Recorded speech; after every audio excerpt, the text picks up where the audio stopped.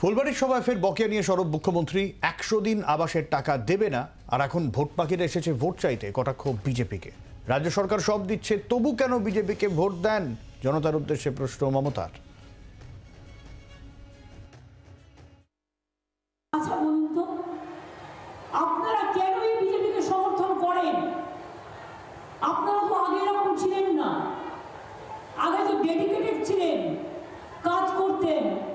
আর এখন কি পেয়ে পেয়ে হাত পাগুলো মোটা মোটা হয়ে গেছে, শরীরগুলো মোটা মোটা হয়ে গেছে, তাই বিজেপি না থাকলে আপনাদের চলবে না।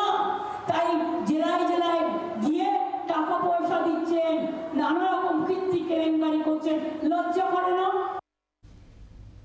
আর এর পাল্টা শ্রমিক ভট্টাচার্য কি বলছেন শুনবো। যে কোনো নির্বাচনে রাজনৈতিক দলের প্রার্থীরা মানুষের কাছে ভোট চাইতে যান, কিন্তু মুখ্যমন্ত্রী যেভাবে মানুষের কাছে ভোট দেওয়ার জন্য অ্যাপিল করছেন সেটা কার্যত মানুষকে পণ্য বানিয়ে ফেলা।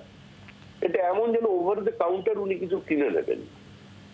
উত্তরবঙ্গের সঙ্গে মুখ্যমন্ত্রী এবং তার দল প্রতারণা করেছেন। আমরা কলেজ জীবন থেকে, ছাত্র রাজনীতির সময় থেকে শুনে আসছি, বঞ্চিত উত্তরবঙ্গ, অবহেলিত উত্তরবঙ্গ, পিছিয়ে পড়া উত্তরবঙ্গ।